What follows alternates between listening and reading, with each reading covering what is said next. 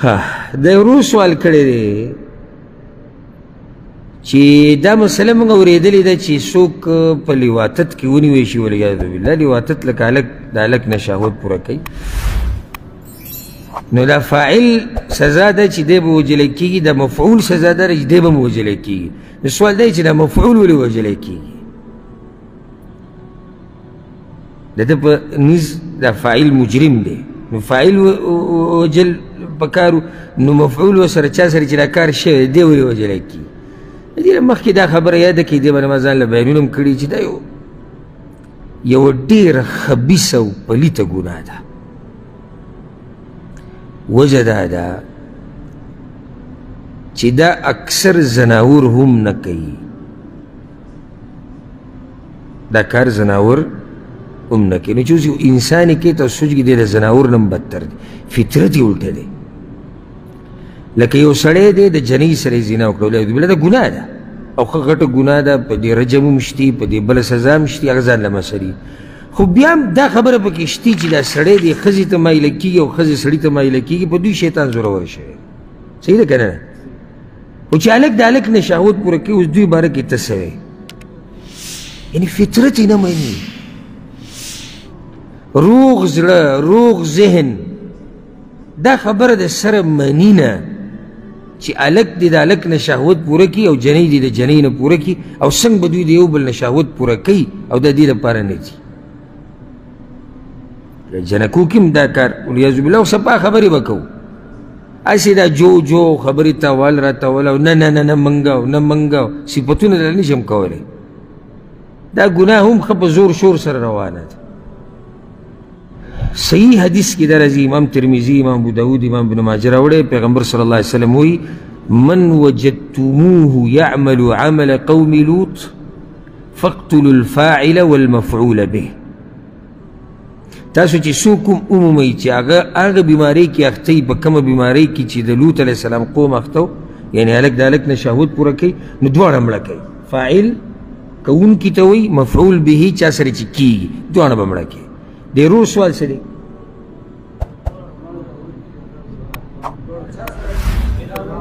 دی ولې وجلی کېږي؟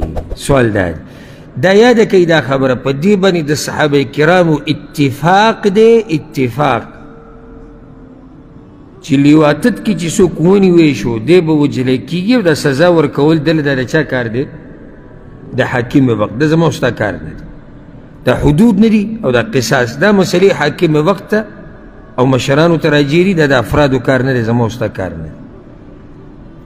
خو بیا د صحابه کرامو منځ کې اختلاف په څه کې راغلی دی چې په څه طریقه به وجلی کېږي. نو بعضو دا ویلي دي چې دی به د دنګې آبادۍ نه راغورځولی کېږي، بعضو دا ویلي لکه دا د عبدالله بن عباس قول دی، بعضو دا ویلي دي چې دی به په کاڼو باندې ویشته کېږي، رجم کېږي به، لکه دا د علي رضی الله عنه قول دی.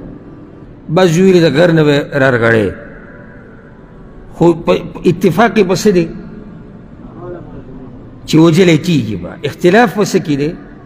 په طریقه د سزا ورکولو کې دی. بس نور په دې باندې صحابه کرامو اتفاق دی.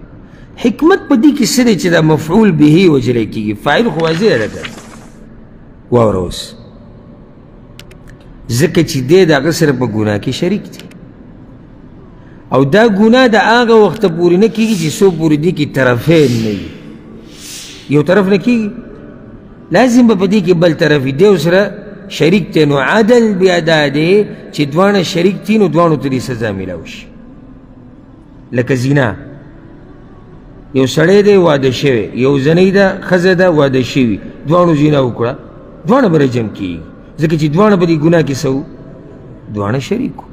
او بیا راته عجیبه خبره ده وکړه، د بعضو علماو دا خبره لیکلې ده، او امام ابن القیم رحمه الله خپل کتاب الجواب الکافی لمن سأل عن الدواء الشافی وایي کې هم دې خبرو ته اشاره کړې ده. یاده کې ګوره، وایي دا مفعول به وجلی کېږي په دې ځکه چې په ده کې څه خیر پاتې نه شو. دا دومره فسادي انسان دی چې د ده نه هېڅ خیر تمه نشتي. او بیا دا پکې بعضو علما ویلي سبحان الله، وی کم هلک چې په وړوکوالي کې په دې بیمارۍ کې اخته وي، نو اکثر چې د عمر زیات شي که بوډام شي بیا هم په دې بیمارۍ کې اخته وي او ډېر لږي چې هغوی له الله توفیق ورکړي د توبې او هغه دا پرېږدي داسې به وي خو داسې چې دا یو مرض دی چې کله ولګي یو هلک ته په وړوکوالي کې نو دی چې بوډا شي نو هم دا بیماري پکې وي که داسې نه ده داسې ده نو چې دا بیماري د ده نه ختمېږي او توبه هغه نه وباسي او الله ته واپس کېږي نو دا جراثیم دا یو قسم جراثیم دي نو د ده په پاتې کېدو کې څه خیر دی هغه به ماته وښایي هلک د جنۍ سره ورته میلاوېده ګران دي دغه زنا ورته ګرانه ده او دا فاسق خبیث د ده سره ورسره میلاوېده څه دي اسان دي معاشره کې فساد د ده لاسه ډېرېږي نه ډېرېږي ډېرېږي په یو حال کې یو مفعول به نه وجلی کېږي چې کله ورسره زور زبردستي شي حدیث کې راځي امام ابن ماجه راوړی ان الله تجاوز عن امتي الخطأ والنسيان وما استكرهوا عليه الله زما امت ته خطا هیر او هغه څه معاف کړي دي چې دوی باندې په زور زبردستي شوي دي نو چې هلک دی چا وتښته او زور زبردستي ورسره وکړه نو داسې حال کې دی مجرم نه دی ورسېدی پکې نه